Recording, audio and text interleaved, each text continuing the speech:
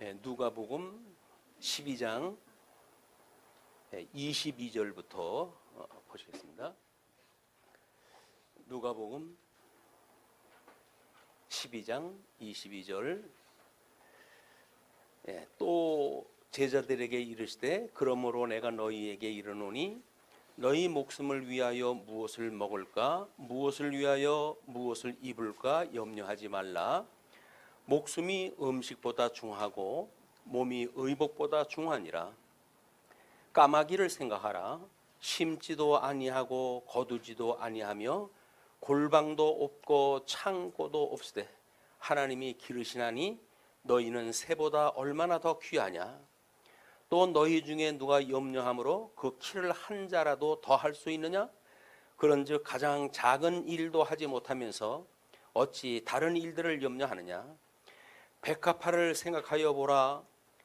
실도 만들지 않고 짜지도 아니하느니라.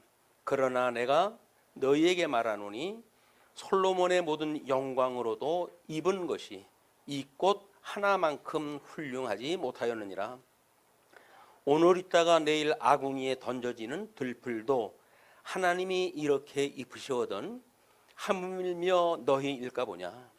믿음이 작은 자들아, 너희는 무엇을 먹을까 무엇을 마실까 하여 구하지 말며 근심하지도 말라.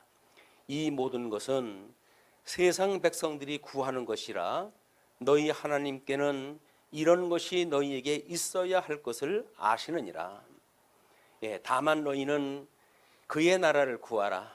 그리하면 이런 것들을 너희에게 더하시리라. 적은 무리여 무서워 말라. 너희 하나님께서 그 나라를 너희에게 주시기를 기뻐하시느니라. 너희 소유를 팔아 구제하여 낡아지지 아니하는 배낭을 만들라. 또 하늘에 둔 바다에 둔 바 다함이 없는 보물이니 거기는 도둑도 가까이 하는 일도 없고 좀도 먹는 일이 없느니라. 너희 보물 있는 곳에는 너희 마음도 있으리라. 우리가 지난 시간 2시간에 걸쳐가지고 좀 12장을 확인하고 있는데요. 왜냐하면 주기도문을 확인하다 하고 그 주기도문에서 우리가 구한 바 하나님의 나라가 어떻게 되어질 거를 구약 성경을 통해 가지고 지금 제자들한테 이야기를 하고 계시거든요. 그냥 그때는 이제 신약 성경이 없었으니까 구약 성경을 가지고 그 이야기를 하는 건데 무리들한테 뭐 가죽 성경 가지고 설명하는 것이 아니라 뭐 다 알고 있는 그 사람들은 구약 성경에 대한 다 이해를 하고 있는 사람들이기 때문에 일반적인 예를 들어가면서 너희들 조상들이 선민국가 시절에 어떻게 살아왔는지 그거를 지금 예를 들어 설명하다 하는 거예요. 근데 우리가 그런 논리가 없게 되어지게 되면 그 주제로 해가지고 우리들의 그런 마음에 맞는 방식으로 이제 이걸 해석을 하기 때문에 주님이 가르쳐 주셨던 내용하고는 전혀 상관없는 이야기로 우리가 강론이 되어지기도 하고 또는 그렇게 이해하기도 하고 또 그렇게 믿는다고 생각을 한단 말이에요. 근데 이거는 지금 구약 성경에서 이미 선민국가를 모형적으로 보여줬던 그 나라 아닙니까? 그 나라를 너희 조상들에게 언약했던 그 나라가 어떻게 이루어졌는지 너희들은 구약 성경을 들어서 알고 있을 터이니 그 성경대로 내가 지금 온 것을 주장을 하는 거예요. 그래서 우리 예수님은 늘 중의적이라고 이렇게 이야기를 했어요. 그래서 구약 성경의 언약대로 내가 온 메시아야 라고 이야기를 한 내용도 있지만 그것은 또다시 복음서라고 하는 특별한 당신의 새 복음을 선언하는 내용이 돼가지고 실제적으로 우리 하나님의 나라가 어떻게 이루어지는지를 성취되어질 내용을 지금 언약하는 내용이기도 하기 때문에 우리는 구약 성경에 모형적으로 보여준 걸 가지고 신약 성경을 실체적으로 이해를 한 거란 말이에요. 그런 그걸 통해 가지고 지난 시간까지는 그렇게 이제 예수님의 그런 복음을 증거하는 내용을 가지고 바리새인들이나 서기관들이 올문을 놓고 지금 호심탐탐 노리고 있기 때문에 예수님께서 제자들한테 차근차근 이야기를 해 가시면서 우리가 지난 시간에 했던 것이 13절서부터 21절까지 부자의 비유로 탐심을 경계하는 내용이었잖아요. 그걸 우리는 이제 바벨론의 포로로 끌려갔던 사람들이 하나님께서 예언되어진 대로 70년 만에 다시 돌아오게 하셨는데도 불구하고 거기서 누리고 있는 부 때문에 오는 걸 포기하는 일이 있었단 말이에요. 오늘 심판에 대한 그런 그 경계를 갖다 하셨고 탐심에 대한 경계를 갖다 했고, 그러면서 이제 오늘은 심령의 평강에 대한 교훈이라고 22절로 34절까지 소개가 되어지는데, 사실은 심령의 평강이 올 것 같지가 않아요. 왜냐하면 무엇을 먹을까 마실까 염려하지 말라는데 세상에 그것 때문에 우리가 고민하는 거 아닙니까? 그래서 주님께서는 그거 가지고 고민하지 말라는 거예요. 이스라엘 선민들이 바벨론의 포로로 끌려갔다가 자기네들이 뭔가 노력을 해가지고 지금 나라를 찾아오고 살 것이 아니라 그냥 하나님의 약속에 의해 가지고 70년 만에 돌아오는 거니까 그들의 공로는 아무것도 없어요. 다만 선지자들의 이야기를 빌려서 볼 때 우리 솔로몬도 기도를 그렇게 이야기를 했지만, 흩어졌던 사람들이 이 성전을 향하여 마음을 다하고 뜻을 다하여 기도하게 되면 주님께서 그들로 하여금 돌아올 수 있게 하여 주옵소서라고 하는 기도를 갖다 했고, 그건 성전 지었던 솔로몬이 그렇게 기도를 갖다 했고, 그 내용은 이미 신명기에서 약속되어져 있는 내용이었다. 이는 약속대로 우리 솔로몬은 기도도 하고 그거에 의해 가지고 좀 예레미야는 예언도 했고, 그래 가지고 주 70년 만에 바벨론으로 돌아오는 역사가 일어났거든요. 이거는 예수 그리스도께서 사망 가운데 부활하셨던 것만큼이나 인간의 힘으로는 될 수가 없는 거였어요. 이게 하나님의 절대적인 그 주권 섭리가 아니면 이루어질 수 없던 거였다. 그래서 바사 제국의 고레스라고 하는 임금을 세우고, 우리 주님께서는 내가 기름 부어 세웠던 종이라고 그렇게 설명했다 하시는데, 고레스라고는 제국의 왕도 우리 하나님께 다 이제 때가 돼가지고 세워놓은 거예요. 그 고레스로 하여금 다시 너희는 너희 고국으로 돌아가라 라고는 칙령이 떨어지는 것도 고레스가 마음이 천사가 돼서 그런 게 아니에요. 하나님께서 그렇게 하게 하신 거예요, 그게. 그래가지고 지금 이스라엘 백성들이 다시 하나님 나라에 돌아와가지고 선민 역할을 하게 되어졌으니까, 그런 예를 들어가지고 지금 너희들이 그런 돈 때문에 다시 돌아오는 걸 거절한다든지 이런 건 매우 미련한 일이었어 라는 걸 이야기를 하면서 지금 이어가는 이야기예요. 거기서 이제 이야기가 뭐냐면, 너희 목숨을 위하여 무엇을 먹을까, 무엇을 위하여 무엇을 입을까 염려하지 말라. 제가 노인학을 할 때 일단은 사회적 측면의 것이 의식주의 문제가 제일 기본적인 거 아닙니까? 그래서 그 의에 대한 거를 하나님의 의의 옷으로 우리가 실체적인 의미를 이야기를 했고, 그 다음에 식에 대한 거를 하나님의 양식을 가지고 이제 설명을 했고, 그리고 주에 대한 거를 하나님 나라에 대한 걸 가지고 설명을 했단 말이에요. 그 이야기는 뭡니까? 이미 우리가 신령한 모습으로 추구하는 바는 믿지 않는 사람들이 이야기하는 것처럼 계절을 따라서 우리 몸에 맞는 옷의 문제가 아니라 바로 의의, 하나님의 의라고 하는 것을 어떻게 우리가 취하게 되어지는가, 이걸 끊임없이 사모하는 일이었잖아요. 그것이 몰랐던 유대인들은 율법을 스스로 지켜야 된다고 하다가 이제 하나님께서 제거시키는 데 빠져버렸고, 하나님의 의는 하나님께서 주신 의의 선물이니까 우리 아담에게 가죽옷을 해입혀가지고 은혜 언약을 허락하셨듯이 우리들도 끊임없이 예수 그리스도의 십자가의 보혈로 하나님의 의의 옷을 만들어가지고 우리한테 입혀주셨단 말이에요. 우리가 하나님 앞에 이렇게 아까도 찬송했지만 온전히 주님 앞에 나가는 건 뭐예요? 하나님의 은혜로 나가는 거예요.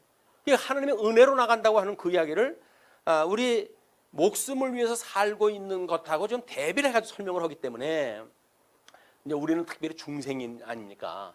육신의 소욕을 가지고 있고 육체의 소욕을 가지고 있고 성령의 소욕이라고 하는 특별한 두 개의 소욕의 영역을 가지고 있는 중생인이기 때문에 우리는 곧잘 육체의 소욕에 빠지기가 쉬워요.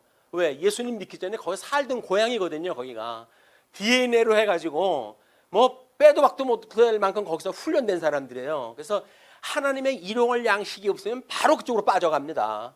우리가 끊임없이 하나님 앞에 일용할 양식을 구하는 일들이 우리 하나님의 의로 구원을 받았지, 그래서 먹는 거 입는 거 이런 거에 우리가 탐이 커질 않고 이건 하나님께 주신 은혜야 라고 하는 걸 깨달아가면서 신앙생활을 하도록, 그걸 깨닫게 되어지는 게 심령의 평강이란 말이에요.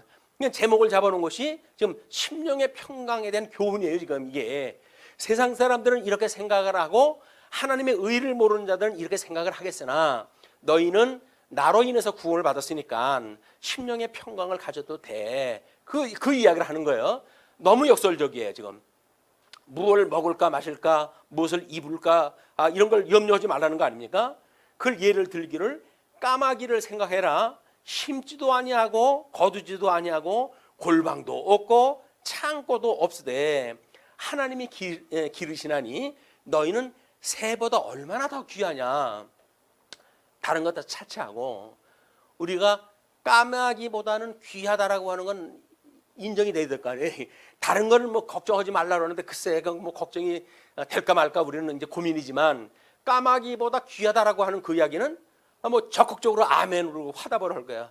옳토소이다. 내가 까마귀보다 낫죠. 우리 조금 뭐 머리 나쁜 사람하고 세대가리니 뭐 이렇게 비하라고 그러는데 자꾸 잊어버리니까. 근데 우리 까마귀보다 낫다고 하는 그 이야기는 하나님께서 이 까마귀를 뭐 기르시는 그런 그 일로 해가지고 뭐 다 심지도 않고 또는 거두지도 않고 그렇다고 해서 뭐 우리 몸을 갖다 뉘울 골방도 없고 쌓아놓은 재산을 갖다 쌓아놓을 창고도 없고 그냥 그런 거예요. 그럼에도 불구하고 하나님께서 그 까마귀를 섭리하다 한다. 흙으로 만들어진 것이 우리 여섯째 날 만들어 놓은 짐승의 세계입니다.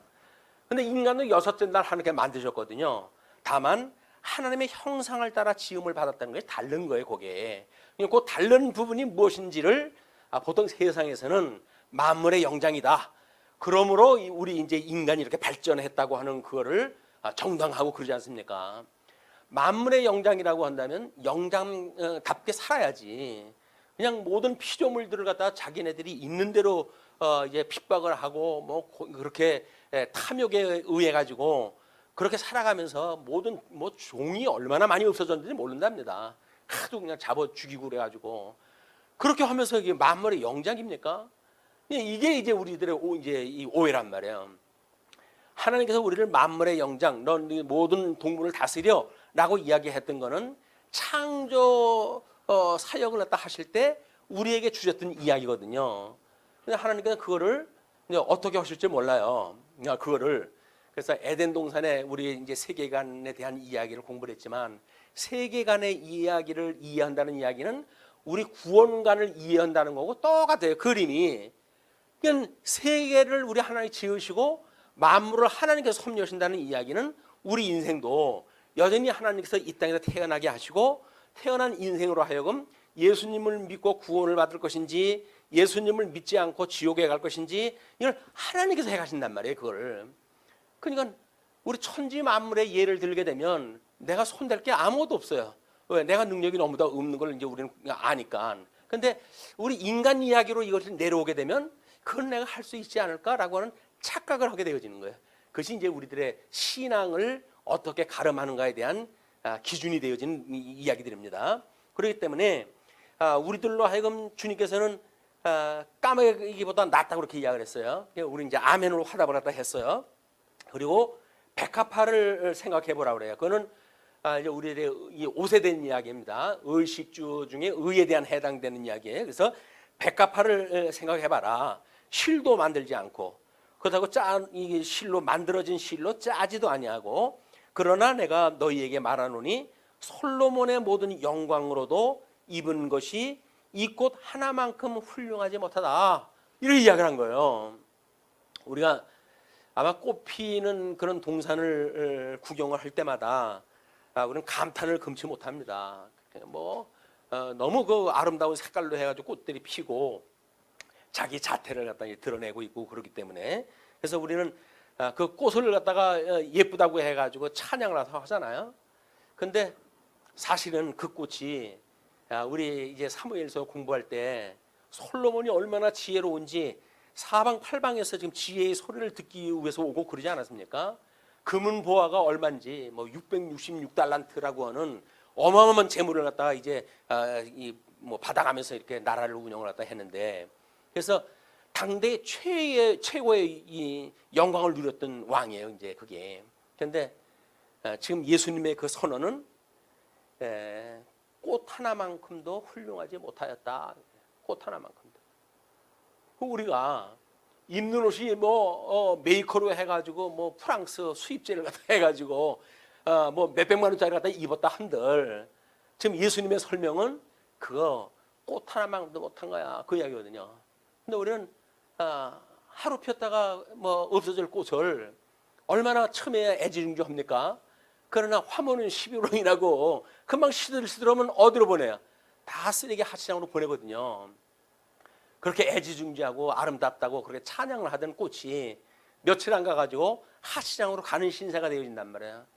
그러면 인간도 하나님께서 우리를 영화롭게 하지 않으면 그냥 하시장으로 가는 거거든요. 근데 하나님께서 의의 옷을 입혀가지고 너는 내 의로 의롭다고 칭겨진 거니까 내 행동 거지를 가지고 너무 염려하지 마라 라고 하는 걸로 우리가 위로를 해주시는 거예요. 그래서 우리 그 솔로몬의 영광보다 더 좋은 꽃, 그 꽃보다도 우리는 더 좋은 의의 옷을 입고 있다 라고는 자부심을 가지고 신앙생활 뿐만 아니라 이 세상을 살아갈 이유가 있는 거예요. 여기가 예수 그리스도의 십자가의 은혜로 우리가 구원을 받았다고 하는 그 일은 우리 생명이 영생으로, 죽었던 생명이 살아있는 생명으로 바뀌어지는 거 아닙니까? 그 은혜라고 한다면 무엇하고도 바꿀 수가 있는 게 아닙니다. 그거를 이제 우리가 어떻게 이걸 은혜로 이런 예화를 통해서 이해를 하는지, 정말 네가 그렇게 귀한 은혜를 입었어? 근데 돈 때문에 너 예수님 믿는 일을 다 안 하겠다고? 그런 그 질문이에요. 반대 질문이에요, 이게. 그랬을 때 우리가 우리 구약의 바벨론의 포로로 끌려왔던 사람들이 쌓아놓은 곳이 아까워가지고 돌아오지 못했던 그런 거를 주님께서 지금 현란하게 지금 비판하고 계시구나. 근데 우리들한테는 너희들이 그냥 돌아온다 할지라도 거기서 축적했던 모든 재물을 다 버리고 그리고 예루살렘에 돌아온다고 하더라도 이미 금은보화 다 보내가지고 건축할 수 있게끔 모두가 다 준비하셨어요. 그러니까 만사를 구비하신 하나님께서 너희 발걸음을 인도해가지고 가신다고 할 때에는 그 나라, 너희들이 다시 회복되어져 가지고 살 나라, 그 나라에서는 염려할 것이 없는 나라야. 왜? 내가 주인인 나라니까. 너희들은 나만 믿고 살아가면 되는 나라다. 지금 이걸 이야기를 하시는 거란 말이에요. 자, 그렇게 해서 이제 30절에 그 이야기예요. 이 모든 것은 세상 백성들이 구하는 것이라 너희 아버지께서는 이런 것이 너희에게 있어야 할 것을 아시느니라. 근데 하나님 아시는데 우리를 그렇게 궁핍하게 해주십니까? 먹을 것도 없고 입을 것도 없게 걱정을 하게 하십니까? 이런 반론을 제기하시는지 몰라요. 하나님께 주신 은혜를 은혜로 여기지 않기 때문에 나타나는 얘기예요. 작은 일에 은혜를 깨닫는 사람은 큰 일에도 은혜를 깨닫게 되어지죠. 우리가 지금 실력이 있어가지고 이만큼 먹고 사는 거 아니잖아요. 우리 조상들의 그 삶을 보게 되면 대한민국의 현실의 문제가 단군 이래 최대의 지금 복락을 누리고 있는 때라고 그러는데 어느 대왕이 우리들이 먹는 음식을 먹습니까? 과거에. 지금 우리는 그런 임금들보다 더 멋있는 음식을 먹고 살아가는 거거든요. 그 사람들이 어디서 이 좋은 옷을 갖다 입고 살았어요. 그냥 백이민족이라고 하는 그런 미명 아래 그냥 광명 그런 그 옷으로 해가지고 광목을 그 옷으로 염색할 생각도 없이 그냥 해지 입었던 조상들이에요. 우리 조상들이. 그러니까 명절 되면 그냥 온갖 색깔로 해가지고 깎아 옷을 갖다 만들어가지고 아이들한테 주고 그러지 않습니까? 그게 나빠서 그랬던 게 아니에요. 백이민족이 돼가지고 하얀 옷을 사랑했기 때문에 그런 것도 아니에요. 사실은 형편이 안 돼서 그런 거예요. 형편이 안 돼요. 그렇다고 한다면 지금은 각양 채색 옷으로 해가지고 우리가 다 미모를 뽐내고 이렇게 생활을 하지 않습니까? 그렇다고 한다면 이 은혜가 실로 얼마나 큰 거예요. 그런데 이걸 역사적으로 해가지고 긴 데이터에 의해서 봐야 되는데 당장 오늘 현재 입장에서 이쪽 옆에 해가지고 짧은 비교로 해다가 보니까는 빈부의 차가 이게 드러나고 그래가지고 하나님 앞에 원망이 만들어지고 그런다. 그렇지는 않습니다.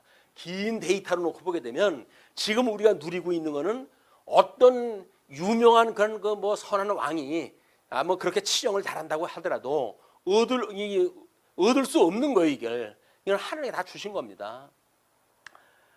뭐 요즘 뭐 그렇게 대한민국의 이제 뭐 팬덤이 그 이후로 해가지고 대한민국을 좋아하는 사람들이 이렇게 많아졌다고 그러네요. 왜 그렇습니까? 그러면 뭐 이제 뭐 그 질서가 먹고 살만하다는 이야기거든요. 근데 그 안에 있는 우리 젊은이들은 또 어떤 생각을 가지고 있나요? 헬조선이라고 그러잖아요. 예. 왜? 자기네들의 실험 문제라는 건 현실 문제니까 객관화가 될 수가 없는 거예요. 객관적인 비교가 안 되는 거예요. 그러니까 주관적으로 자기 삶을 보니까 뭐 이런 나쁜 세상이 있냐라고 이제 생각을 하는 건데 이렇게 비교할 수 있는 환경을 주시는 것도 자족함을 모르는 우리들에게 보여주시는 하나님의 반면 교회라고 생각이 듭니다. 그래서 얼마나 우리가 그래도 안전한 포구 하나님의 은혜 가운데 살아가는지 이걸 보여주는 일이기 때문에 그런 거죠. 예, 그렇기 때문에 세상 사람들이 구하는 거 그런 거 구하지 말고 너희는 그의 나라와 그의 나라를 구하라. 너희는 그의 나라를 구하라는 건 언제 알려주신 거예요? 11장에서 주기도문을 가르쳐 줄 때 알려줬던 거거든요. 그걸 구하라는 거예요. 하나님 나라 백성으로 삶은 그게 가난하면 어떻고 그게 부자면 어떻습니까? 하나님께 주신 은사인데 그게 은혜의 선물이기 때문에 우리는 어떤 형편에도 좋다는 거예요. 찬송가를 보게 되면 뭐 초가 집안도 뭐 초가 집도 좋다 뭐 하나님 나라다 거기가 이렇게 찬송하다 하거든요. 근데 작사가만 그렇게 생각도 하는 건가요? 우리가 그 찬송을 부를 땐 대부분 그런 생각을 가지고 이걸 찬송도 부르고 그러는데 실상 삶에 와서는 하나님 나라를 사모하는 것이 그렇게 실질적이지가 않은 거예요. 이게 그냥 관념적으로 주님의 몸된 교회 뭐 요즘 뭐 세상에 바깥에서 하나님 나라를 흉보고 이런 그 세상인데 하나님 나라가 대수냐 이런 생각을 가질 수가 있죠. 그러나 지금 우리가 성경에서 말하고 있는 하나님의 나라는 어떤 것하고도 바꿀 수 없는 절대 가치다 이게. 이 절대 가치는 상대적인 가치로 무너질 수 없는 거예요. 근데 우리는 이 절대적 가치를 상대적 가치로 인해 가지고 이걸 빼앗긴단 말이에요. 그 상대적 가치가 우리가 여기서 입는 문제 또는 뭐 먹는 문제 또는 이 주거하는 문제 이런 건 문제다. 그렇기 때문에 하나님 나라의 백성인 것 이건 절대 가치를 우리가 가지고 살아가는 백성이다라고는 자부심을 가지고 하나님의 선민으로서 택한 백성으로서 하나님의 나라의 백성이라고 하는 하나님을 아버지라고 부르는 이런 하나님의 은혜 가운데 살아가는 것이 성도들의 이 성도를 향한 하나님의 뜻인 거예요. 그게 그렇기 때문에 이제 너희들 그 안에서 범사에 감사하고 항상 기뻐하고 쉬지 말고 기도하라는 겁니다. 왜? 예수 그리스도 안에서 너희를 향하신 나의 뜻이니까. 하나님의 뜻이 그거예요. 하나님 나라 가게 되면 그냥 범사에 감사하고 항상 기뻐하고 쉬지 말고 기도하고 그거만 하라는 거예요. 그냥. 근데 우리는 자꾸 핀트가 이 옛날 산 고향 생각이 나가지고 육체의 소욕에 빠져가지고 말씀을 잊어버리고 그쪽에 이게 살다가 보니까 항상 감사키는커녕 뭐 만사 불만 또 뭐 항상 기뻐하라고 그러는데 기쁘기커녕 맨날 짜증나고 이런 그 삶을 살게 되어지고 하나님을 믿는 믿음이 없기 때문에 그러니 우리가 마땅히 너의 나라를 구하라. 하나님의 나라를 구하라는 거예요. 그래서 우리가 가끔은 지어져가는 성전이라고 그렇지 않더냐. 우리가 성전이란 말이야. 그럼 우리가 성전이라고 한다면 지어져가는 성전을 우리가 지어가는 사람들인데 그 안에서 행복하게 살아가는 게 당연한 거 아니겠어요. 행복하지 않은 사람이 어떻게 성전을 짓습니까? 우리 복에 대하여 뭐 이런 걸 끊임없이 이야기를 하고 우리 아침에 묵상 기도할 때도 끊임없이 시편 1편을 제가 이야기를 하는 것도 그거거든요. 복 있는 자, 과연 하나님께서 복 있다고 하는 자가 누구인가? 그걸 우리가 늘 상기를 갖다 하면서 하나님 나라를 구하는 것이 하나님 나라 백성들의 그냥 의무이자 당연한 일이에요. 그게 그냥 삶인 거예요. 삶. 그래서 그렇기 때문에 적은 무리요. 뭐 제국으로 해가지고 믿지 않는 사람들의 영이 얼마나 광대합니까? 그런데 비하면 믿는 사람들은 극히 소수거든요. 거기서 뭐 믿는 사람들이 많다 할지라도 하나님의 말씀대로 믿는 사람도 또 극히 소수예요.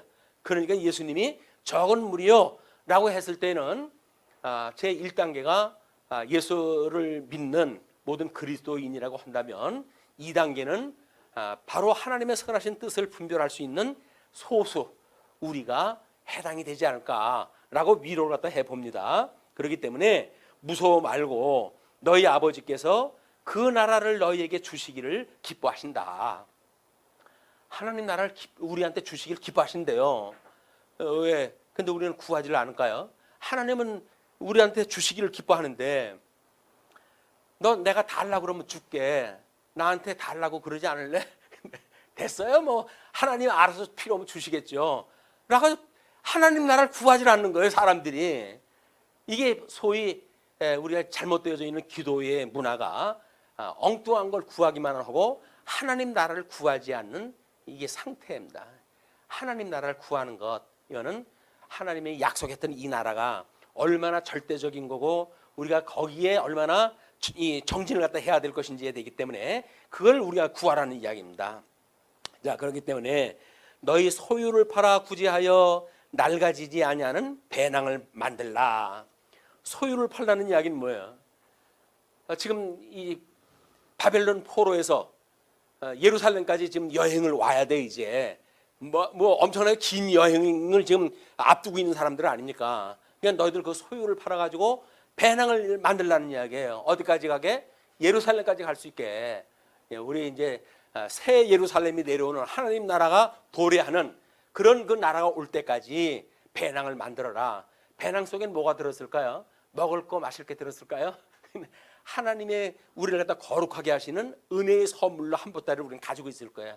은혜의 선물이니까 그 선물만 가지면 되는 거예요. 이제 배낭을 메고 선물만 믿고 하나님께서 은혜로 우리를 붙드시고 은혜로 우리의 발걸음을 인도하시고 은혜로 우리가 먹을 거 입을 걸 하나님께 준비해 놓으셨다. 그 예루살렘을 향해서 내가 가는 거야 라고 하는 걸 너희 상기해라, 그 이야기죠. 그 이야기는 그 제자들로 하여금 하나님 나라까지 내가 다시 오는 그날까지 많은 그 세월이 필요할 거야. 그러나 너희들은 하나님 나라 갈 때까지 그의 의의 하나님의 은혜를 가득 담은 그 배낭을 짊어지고 나를 따라서 이제 여행을 하다 하자, 그 이야기거든요.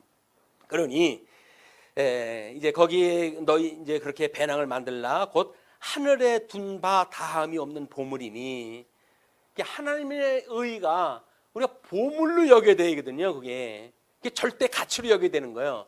근데 세상에 썩을 재물로 해가지고 상대적 가치로 그게 어떻게 훼손이 되어진다고 한다면 절대 가치로 인정하는 게 아니죠. 그냥 상대적인 가치인 거야. 예수를 믿을까? 아니면 돈을 벌까? 라고 하는 걸로. 근데 예수님을 믿게 되면 이렇게 이원화되어지는 게 아니거든요. 우리의 삶은. 예수님을 믿는다는 이야기는 주 안에서 우리는 돈을 버는 상대적인 가치를 구현할 수가 있는 거예요. 왜? 주님을 위한 일을 갖다 하는 거니까. 근데 그거를 상대적인 걸로 놓게 되면 예수님 믿는 거하고 재물 취하는 것하고 이걸 상대적으로 놓게 돼요. 이런 이원론적인 생각을 가지고는 하나님 나라의 그 은혜를 생각할 수가 없습니다. 하나님 나라의 은혜는 절대적인 거예요. 그리고 이 세상에서 얻는 거는 상대적인 거예요. 그래서 모든 상대적인 거는 이제 우리 거룩한 하나님의 절대적인 은혜에 우리가 포용되어지는 거지. 그 상대적으로 해가지고 이거냐 저거냐 이렇게 가름하는 게 아니란 말이에요. 근데 우리는 그 은혜를 놓치게 되면 이거냐 저거냐 이렇게 나누게 돼요, 자꾸. 그렇게 되면 이제 판단을 갖다 해야 되거든요. 어떤 게 더 나한테 유익이 있지? 라고 하게 되면 그렇게 이미 생각하는 단계는 하나님에 대한 은혜를 놓친 상태이기 때문에 세속적인 거에 가치를 둘 수밖에 없어요. 하나님의 은혜의 가치를 갖는 거지. 그래서 우리한테 중요하다. 너희 보물이 있는 곳에는 너희 마음도 있으리라. 그래서 마음으로 깨달아 알고, 그리고 우리가 하나님 말씀을 기억을 하고 하나님의 은혜의 감정을 가지고 전 인격적으로 신앙생활을 하는 것이야말로 바로 보물이 있다고 하는 증거입니다. 그래서 지금 우리가 주보의 앞면을 보시게 되면 대요리문답 80문을 소개해드렸어요. 그게 뭐냐면 진실한 신자들은 그들이 은혜의 상태에 있음과 구원에 이르기까지 그 안에 견인될 것을 무오하게 확신할 수 있는가? 장로교에서 예수님을 믿으면서 제일 믿어지지 않는 부분이 이 부분인 거예요. 그렇기 때문에 어떤 신비주의의 그런 말초신경을 자극하는 그런 걸로 해가지고 뭐가 찌릿하고 뭐 감정을 느끼면 그것이 예수님을 영접했다고 하는 싸구려 복음으로 빠지게 되어지는 겁니다. 왜? 우리는 뭔가 느낌이 없잖아요. 예수님을 믿는데 그런 게 느낌이 없는 거예요. 그런데 신비주의는 뭐 기도하다가 방언을 갖다 하진 않나, 뭐 별의별 체험을 다 한단 말이에요. 그 체험을 하니까 봐, 예수님을 믿으면 이런 표적은 나와야지 라고 이야기를 하는데, 모든 표적은 성경 기록 완성과 동시에 다 끝난 거예요. 그럼 이제는 뭐예요? 그 말씀을 믿는 믿음이란 말이에요. 그 말씀을 믿는 믿음이라고 하는 그 이야기는 지금도 뭐가 기도를 하다 방언이 터야 하나님이 임재한다든지 그런 이야기가 아니니까요. 성령의 임재예요. 성령의 임재. 그 성령의 임재를 이렇게 설명을 합니다. 그리스도를 진실로 믿고, 믿는 것은 믿음의 선물로 받아야 되기 때문에 진실로 믿는다는 이야기는 은혜의 선물로 인정이 돼야 돼요. 그 앞에서 모든 선한 양심으로 행하고자, 선한 양심, 변화받은 양심이에요. 그러니까 우리는 말씀을 깨닫고 변화를 받지 않으면 안 되는 거예요, 양심이. 그래서 그 양심으로 행하고자 노력하는 자들은 비상한 계시가 없어도, 비상이라는 게 뭐예요? 상식적이지 않은 사람들은 상식적으로 뭘 알아요? 신비주의의 그런 영향을 상식적으로 이야기를 한단 말이에요.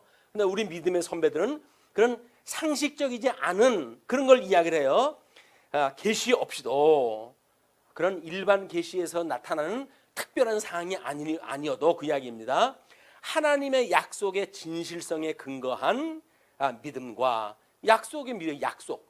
그러니까 하나님의 말씀을 공부하지 않고 뭐 산기도 가가지고 엎드려 기도만 하면 일이 해결되는 게 아닙니다.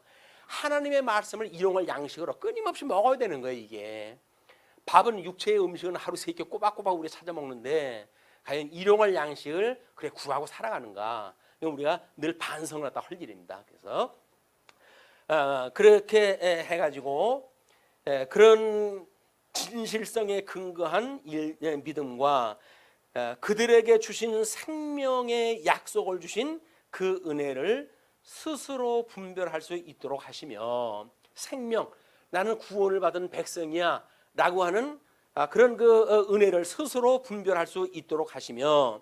근데 가끔 가짜도 그렇게 믿는다고, 이제 어저께도 이제 특강 중에 나왔잖아요. 이제 가짜들이 그렇게 믿는다, 착각한다, 이제 이렇게 이야기를 하는데, 그렇게 분별할 수 있도록 하시며, 그들이 하나님의 자녀인 것을 그들의 영으로 더불어 증거하시는 성령에 의하여, 인식의 주관자이신 성령에 의해 가지고 그 이야기예요. 그들이 은혜의 상태에 있음과 구원에 이르기까지 그 안에 견인될 것을 무오하게 확신할 수 있다.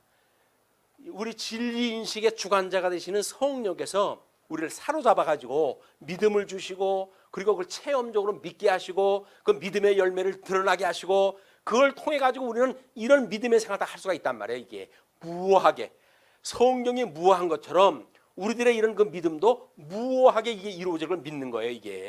이게 종교 개혁자들이 이야기했던 성도의 견인의 문제입니다.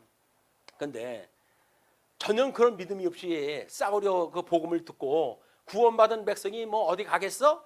나가면서 자기 조군 대로 살아가다가, 이건 주님께서 주신 믿음이라고 이야기를 해야 되는 그 믿음은 가짜 믿음이라는 이야기예요. 그게 그 우리가 자칫 잘못하게 되면, 그러면 장로교에서도 뭘 열심히 해야 된다는 이야기입니까? 라는 이야기가 나오는데, 열심히 할 수 있는 믿음을 주셨다고 한다면 열심히 하셔야 되겠죠. 그런데 열심히 할 믿음을 아직 안 주셨어. 그러면 그냥 분수껏 신앙의 양심을 따라 하는 거예요. 그걸 우리 사도 바울은 믿음의 분량을 따라 생각하라 이렇게 이야기를 한 거예요. 믿음의 분량만큼을 해야지. 주실 믿음은 그냥 이제 어려가지고 이 어린 음식이나 먹고 살아갈 나이인데, 그런 아이한테 단단한 음식을 먹는 사람처럼 전부 교조를 만들어가지고 똑같이 믿어야 돼. 어린 사람이나 초등학교 사람이나 뭐 몇십 년을 믿었던 노인네나 똑같은 신학으로 믿는다는 이야기는 말이 안 되는 거예요. 왜? 믿음의 분량이 다른데 어떻게 행동을 하나로 믿습니까? 그러니까 성경을 이해하지 못하게 되면 교조, 이 표준 교리를 제대로 믿지 못해가지고 교조주의에 빠지게 되어지는 거예요. 가르치는 사람이야 좋지. 이렇게 명제적으로 봐, 이렇게 하라고 그랬잖아, 그렇게 하는 거야 라고 이야기도 하게 되면 자기가 쉽겠죠. 그러나 그렇게 할 만한 믿음이 없는 사람들은 그게 보통 짐이 아니에요. 그걸 어떻게 집니까? 질 수 없는 짐인데, 예수님이 오셔가지고 대소의 은혜를 다 주신 거는 질 수가 없기 때문에 우리한테 오셔가지고 은혜를 준 거 아닙니까? 근데 그거를 빼놓고, 그게 복음의 핵심인데 그걸 빼놓고 어떤 행동을 할 거냐 말 거냐에 우리가 빠져버리게 되면 그게 교조주의라는 거야. 율법은 선한 것이로되 그 율법을 율법주의화했던 것처럼, 율법이 얼마나 선한 거야. 하나님의 선하신 뜻을 우리한테 알려주시는 건데, 근데 그거를 율법주의화하게 되어지게 되면 우리는 이래야 되고 저래야 되고 살아가는 거예요. 예수님이 그렇게 정죄했던 유대인들처럼 똑같은 자세를 가지고 살아가게 되어진다. 자, 그래서 이제 우리 마음에 보물이 있어요. 그것도 무거운 짐도 아니에요. 예수님이 스스로 다 지시고 내가 너희 멍에를 갖다 함께 질게. 사실은 예수님이 다 짐 끌고 가는 거예요. 우리는 뭐예요? 결의만 거기다 끼워가지고 예수님 옆에서 아유 내 무거워가지고 낑낑거리고 뭐 힘쓰는 것 같지만 주님께서 다 해가는 거예요. 그게 나가 해가는 거는 그냥 옆에 있는 것뿐이었어요. 근데 우리는 그 은혜를 모르는 거예요. 내 주님이 나한테 그 무거운 멍에를 다 지시고 함께 가시는데 수고하고 짐진 자들아 다 내게로 오라. 내가 너희를 쉬게 하리라고 이렇게 이야기하셨던 주님께서 그 멍에를 함께 한결이로 지고 있는 거거든요. 그러니까 우리 주님이 다 지고 있는 것, 다만 우리는 참여했다는 은혜를 깨닫게 하기 위해서 옆에서 두시고 가신 거거든요. 그래서 그 은혜를 생각하게 되면 우리는 그게 내가 구원받은 백성이었구나, 임마누엘 주님이 나하고 늘 함께 계셨구나, 이걸 깨닫는 게 견인에 이르는 길이란 말이에요. 근데 이게 어렵다고 그러네요. 그 얘기가 어렵대요. 그래서 종교개혁이 일어나고 500년이 가는데도 그걸 제대로 이해를 못해가지고 지금도 이래라 저래라고 하는 것이 교회에 만연한 거예요. 근데 이게 성령께서 깨닫게 하셔야 알아되는 일이기 때문에 못 깨달았다고 해가지고 정죄될 일도 안 해요. 우리가 정죄할 일은 안 해. 나중에 주님께서 정죄하신다고 하신다면 모르겠지만, 왜냐면 우리는 긍휼한 마음을 가져야죠. 나 같은 사람도 깨달음을 주셔가지고 이런 믿게 됐는데, 주님 저렇게 지혜로운 자에게 이 은혜를 깨닫게 해서 같은 은혜로 우리가 함께 살아갈 수 있게 해주시면 좋겠어요 라고 하는 게, 기도하는 것이 우리 가족을 위해서 기도하는 것이고 가까운 친지를 위해서 기도하는 이야기란 말이에요. 기도하는 내용이 그 영적인 그런 성숙을 우리가 기도하는 일이지, 거기서 날마다 그냥 입을 것 먹을 것 이런 거는 주님께서 하지 말라고 그러는 거니까, 혹이나 이런 걸 구해야 될 일이 있다고 한다면 주님께서는 구하라고 하지 말라 말씀하셨지만, 제가 믿음이 적어가지고 그거밖에 구할 수가 없네요. 그러나 그것이 다가 아닌 건 저도 알고 있으니 내 마음이 그것에 천착하지 아니하고 하나님께서 바라보라고 했던 그 의의 옷을 우리가 바라볼 수 있는 지혜를 함께 주셨으면 좋겠어요 라고 하는 기도를 함께 하셨으면 좋겠다. 자, 이제 35절입니다. 35절로부터 48절까지 깨어 예비할 것을 명하시거든요. 자, 이제 우리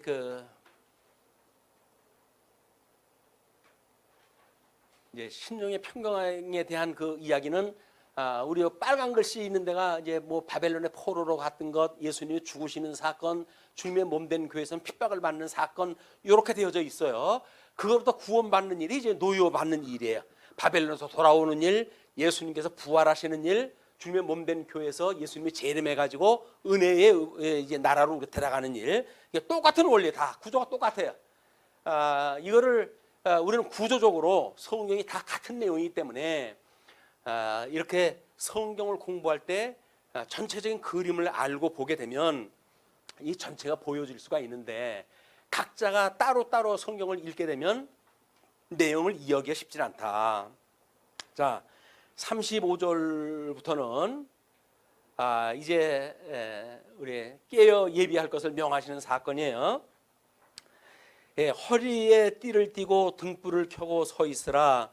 너희는 마치 그 주인이 혼인집에서 돌아와 문을 두드리면 곧 열어주려고 기다리는 사람과 같이 되라. 그래서 이거를 우리가 찬송으로 부른 거예요. 아까 우리 주님 오실 때 맞이할 그 준비되어져 있는 지혜로운 처녀들이 예수님을 맞이해가지고 그 혼인집에 들어갈 수 있는 것처럼 찬송을 한 겁니다. 주인이 와서 깨어 있는 것을 보면 그 종들은 복이 있으리로다. 내가 진실로 너희에게 이르노니 주인이 띠를 띠고 그 종들을 자리에 앉히고 나와 수종들리라. 우리는 사실 이 세상이 좋아져 가지고 집에 노예를 부리는 시대가 아니잖아요. 종을 부리는 시대가 아니잖아요. 얼마만 전이라도 하더라도 노비를 둔 집에서 노비를 어떻게 취하는지를 우리가 그때는 그랬지라고 하는 걸 감을 잡을 수가 있는데 워낙 이제 멀리 왔어요. 그래서 노비라고 하는 그거는 어떤 삶을 사는지 잘 몰라요. 다만 방송국이라든지 이런 걸 통해 가지고 우리 추노 같은 거 노비를 잡으러 다니는 사람들 이런 걸 보고 야, 이 사람들은 사람으로 취급을 하지 않았구나 이런 감은 가지고 있지만 실질적으로 우리 삶 속에서 잘 몰라요.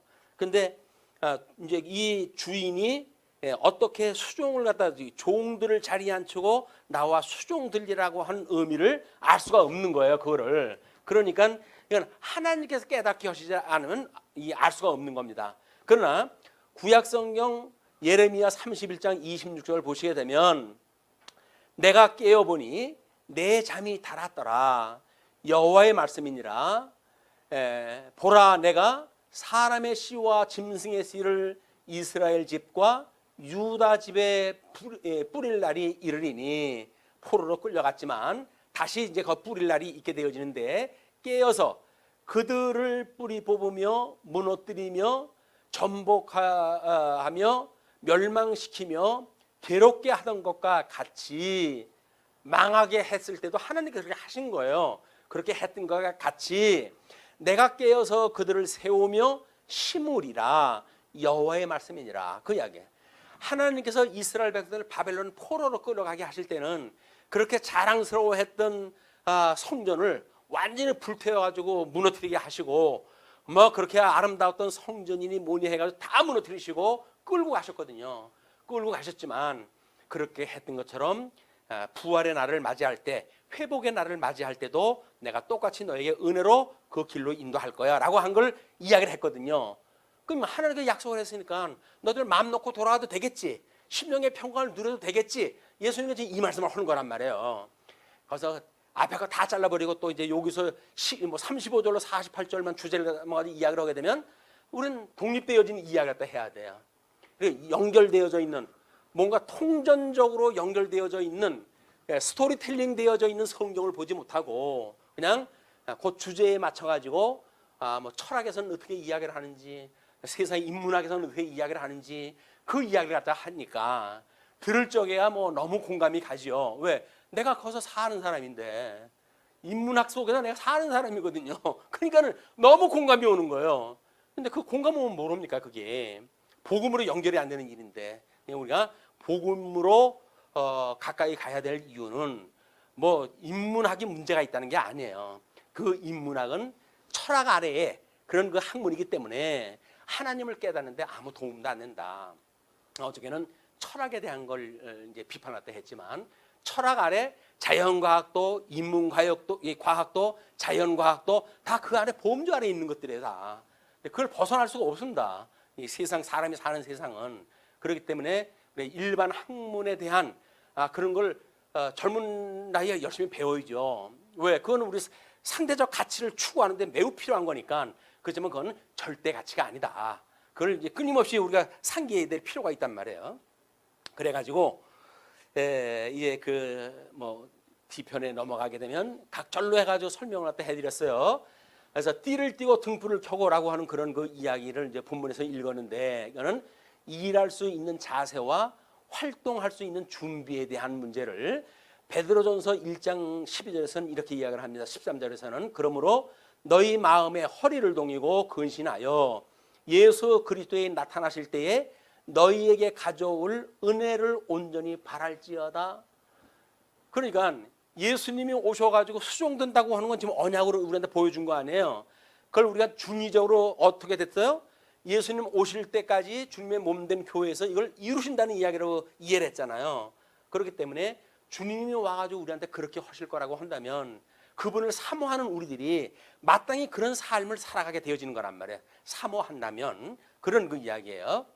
그리고 주인을 기다리는 사람에 대한 그 이야기도 우리 예수 그리스도의 재림을 갖다 이제 기다리는 그런 마음으로 했는데, 계시록 22장 20절 말씀을 보시게 되면, 그러나 내게 책망할 것이 있노라.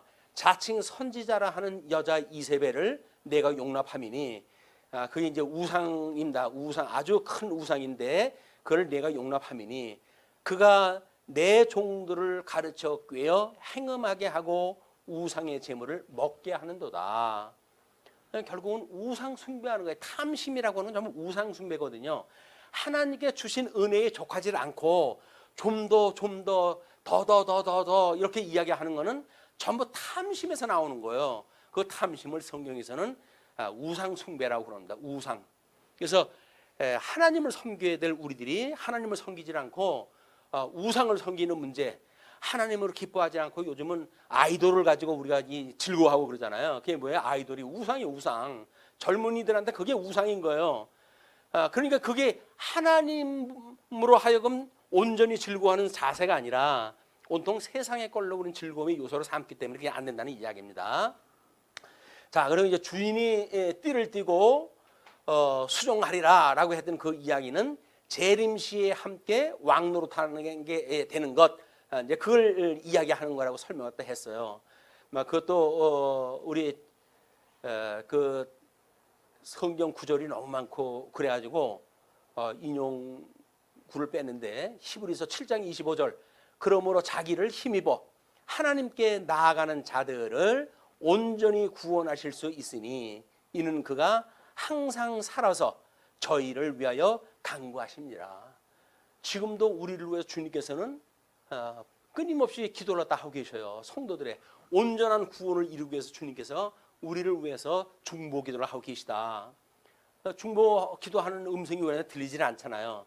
그렇기 때문에 잘 모르잖아요. 그러나 이런 성경 구절을 통해 가지고 주님께서 나를 위해서 기도하고 계시구나. 만약에 우리가 신앙생활을 좀 온전히 하기보다는 세상 거에 향락에 빠졌든지 이렇게 할 때 이상하게 울적한 마음이 올 때가 있어요.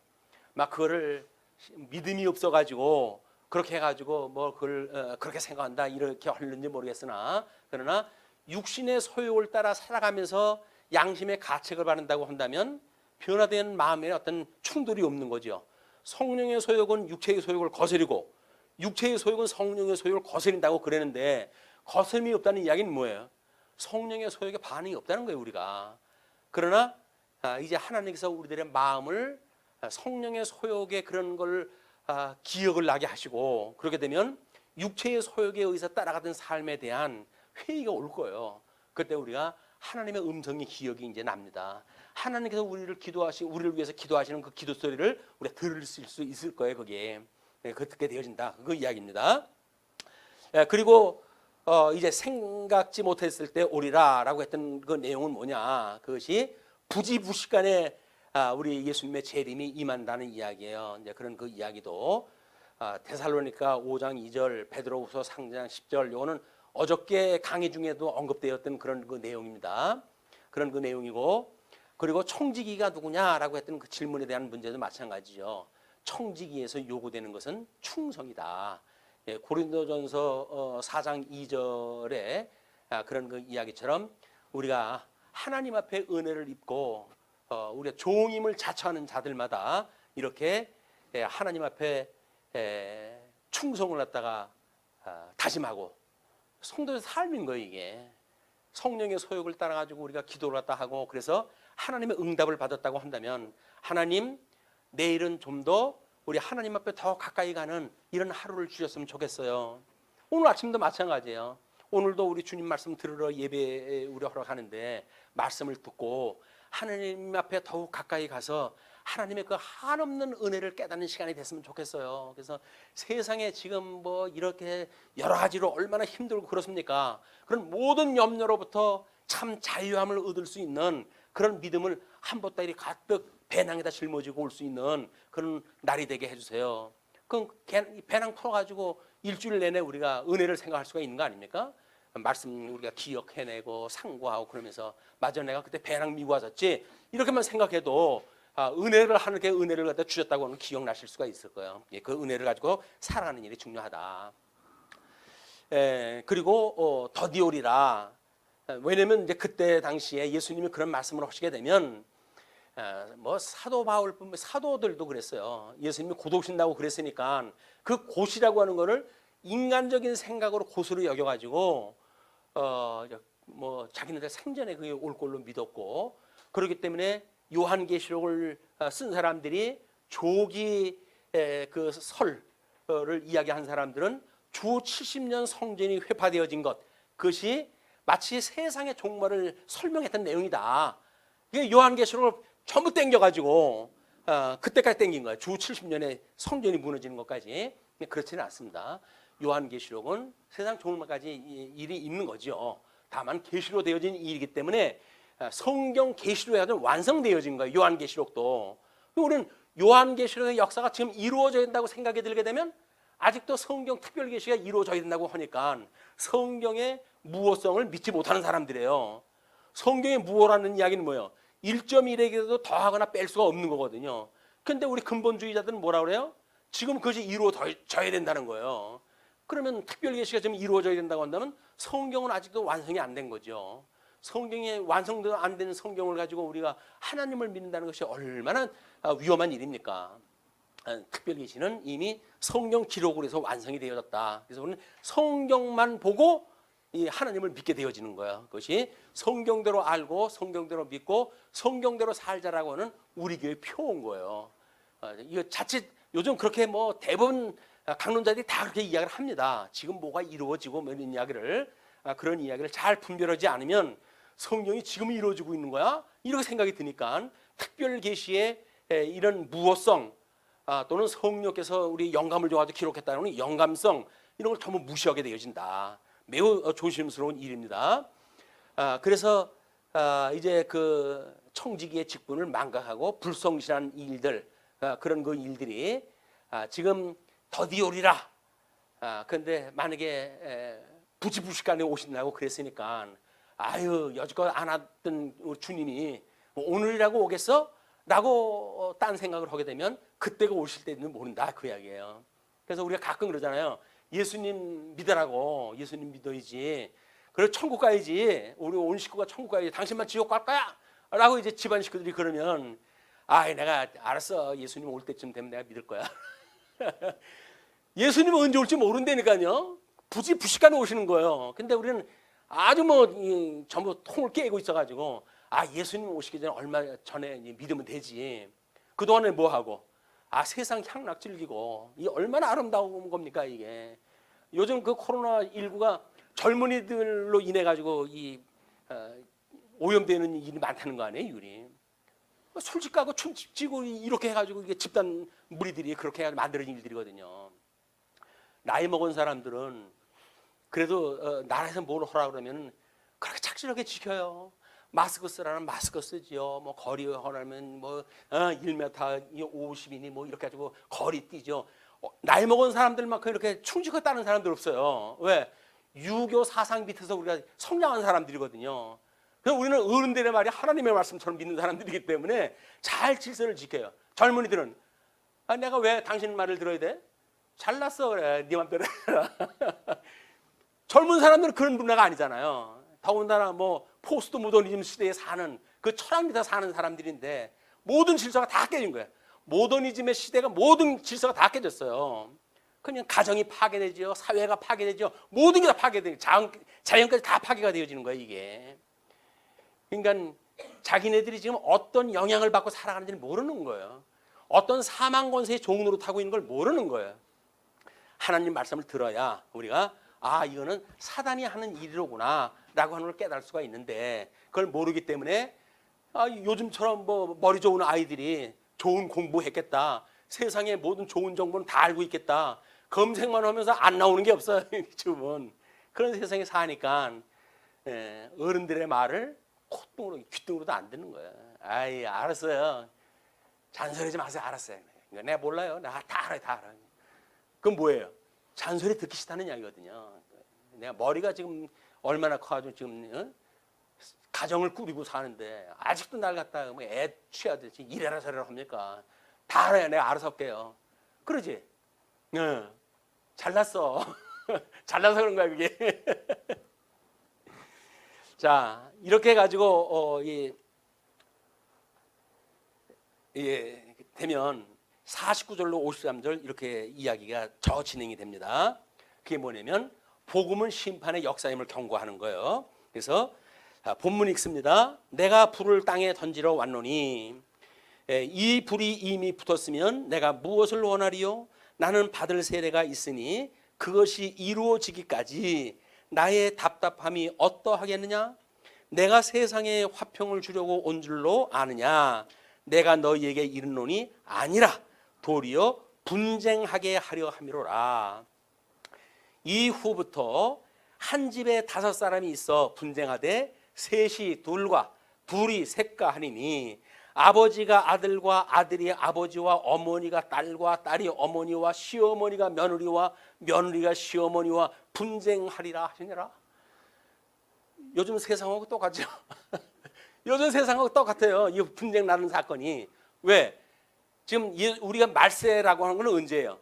예수님의 초림으로부터 재림 때까지가 말세거든요. 말세가 되면 그런 일이 일어나리라고 했던 것이 하나님의 말씀대로 지금 성취가 되어지는 거예요.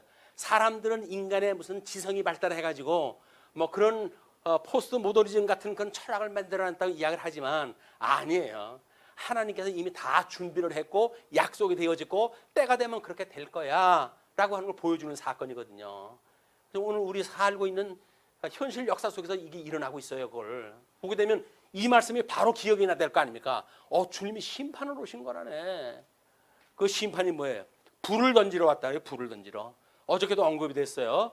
예수님이 불을 던지러 온다는 이야기는 불세례를 받는다는 이야기는 십자가의 사건을 이야기를 한다. 물세례와 불세례 그거는 선지자와 모세에 대한 언약을 이루어 가시는 하나님의 예표적인 섭리이기 때문에 예수님께서 물세례도 받아야 되고 불세례도 받아야 되는데 우리 요한한테 물세례를 받으신 예수님께서는 아직도 내가 받을 세례가 있다. 그때까지 나의 답답함이 오죽하겠냐라고 제자들한테 이야기를 하잖아요. 왜? 십자가에 돌아가셔야 되는데 철딱선이 없는 제자들은 그걸 몰라요. 야, 이제 뭐 다윗의 자손으로 해가지고 우리 주님이 오셨네. 이제 내가 한 자리 찾아올 거야. 왼쪽에 오른쪽에 내가 앉아가지고 이제 행세 좀 할 거야. 라고 하는 헛된 꿈을 꾸고 있으니까 주님께서 보시기에는 답답한 친구들아. 언제까지 내가 너희들과 함께 있다고 이렇게 못 믿냐. 그런 생각을 하시는 거예요 지금. 자, 그렇게 해서 우리 이제 어저께 천년설 얘기가 나왔잖아요. 예수님 재림 오신 날 요게로 믿는 사람들이 전천년설을 믿는 사람들이고 예수님의 재림이 천년왕국 뒤에 온다고 믿는 사람들이 이것이 후천년설을 믿는 사람들이고 그리고 지금은 왔다고 믿는 사람들이 무천년설이에요. 무천년설이라고 하는 걸 이야기하다가 보니까 사람들이 자꾸 공격을 하거든요. 천년설이 성경이 있는데 왜 없다고 그래? 라고 이랬더니 현천년설을 이야기를 하는 거야. 그래가지고 요즘은 무천년설이라고 하지 않고 현천년설이라고 그래요. 현재가 천년왕국이다 그 이야기예요. 천년왕국이 이렇게 지금 이 모양이라고 한다면 가고 싶으시겠어요? 하나님 나라? 천년왕국 이 모양에 저주가 거쳐가지고 그렇게 정말 우리가 사자가 풀을 먹고 어린아이가 독사의 그 굴에다가 손을 넣고 이런 저주가 거친 세상이 아니라 저주가 가득해가지고 예수님을 믿는 그런 교회를 사람들이 비난하는 그런 시대에 이런 데가 하나님 나라라고 한다면 맞지는 않죠. 그러니까 현천년설은 현재 상황을 갖다 틀리는 거예요. 그 현천년설을 주장하는 사람들이 대부분 우리 천상계를 믿지 않는 사람들이 이런 그 주장을 하게 되어진다. 그 이야기를 어떻게 강조한 겁니다. 이제 그래서 이제 49절에 이 불이 무엇을 원하리요라고 했던 그 이야기는 궁극적으로 선과 악을 구분하는 심판의 미원상을 갖다 이야기를 하는 거다. 그 얘기 49절에 이야기했던 내용이 그렇게 이해를 다 하시면 좋겠고요. 다음에 이제 받을 세례 이루기까지 답답함이 오죽하겠냐라고 하는 그 이야기도 산 제사의 성취예요. 우리 예수님이 당신을 제물로 바쳐야 그것이 온전한 제물이 되어지는 거거든요. 그래서 우리가 로마서에 보게 되면 영적 예배를 드리라고 하는 걸 뭐라고 그래요? 너희 몸을 산 제물로 드리라 이렇게 이야기를 해요. 우리가 하나님 앞에 영적 예배를 드린다는 이야기는 우리들의 몸을 산 제물로 드리는 일이라고요. 왜? 나는 죽었다고 인정을 하고 내 모든 것들이 내 것이 아니라고 자기를 부정하는 사람들이거든요. 모든 게 하나님의 은혜로 우리가 받은 겁니다. 그래서 주님께서 필요하다고 하는 것이 있으면 내가 거기다 쓸 거예요 라고 하는 믿음을 갖는 사람들이 일이기 때문에 그렇게 이야기를 하는 겁니다. 그리고 이제 화평을 도리어 분쟁케 하신다고 이야기를 하는 것도 선과 악을 분리하는 심판을 선명하게 설명을 하는 거예요. 그런데 자칫 이제 복음을 공격하는 자들은 그래요. 뭐 예수님이 와가지고 불 던지러 왔다며, 예수님이 와가지고 심판하게 되면 온 집안이 풍비박산 난다며, 이렇게 그런 예수를 너는 뭐처럼 믿냐? 라고 이야기하다 하는 거거든요. 그렇게 말씀을 갖다 하게 되면 이치가 그렇잖아요. 예수를 믿으면 온 집안이 풍비박산이 난다네. 이런 예수를 믿어야 되겠어요? 우리는 믿어야 돼요. 왜? 믿는 자와 안 믿는 자가 혈육관계에 의해서 이게 만들어지는 게 아니거든요. 이건 선민국가 사람들이, 유대인들이 자기네들이 하나님 백성이라고 자랑을 했대. 예수님께서 너희들이 아브라함의 자손인 걸 자랑하지 마라. 그러면 내가 이 돌덩어리를 가지고도 아브라함의 자손을 만들 수가 있는 하나님이야 라고 이야기했다 했거든요. 하나님의 능력을 모르니까 뭐 혈육을 따라가지고 태어났으면 그걸로 뭐가 된 줄 알고 그러는데 그렇지 않다는 거예요. 그래서 아내의 손길에 딸려가지고 오는 걸로 끝나면 안 돼요. 자기 주도적인 믿음을 가져야 돼. 이제 그것이 끊임없이 예수님 하나님 말씀을 들어야 된다. 속으로는 그럴지도 몰라. 아이, 내가 아내 데리고 가요 지금 교회. 귀신같이 알지. 자, 그렇게 해가지고 그 한 집에 분쟁을 하는 얘기를 다 하고 아비가 아들과 분쟁하리라고 하는 그 이야기도 누가 내 모친이며 동생들이냐 예수님께서 그렇게 말씀을 하시잖아요. 이제 제자들에게 복음을 전거할 때 어머니가 찾아왔어요. 그러니까 예수님 그 어머니 오고 찾아왔는데요. 그랬더니 이야기하신 그거예요.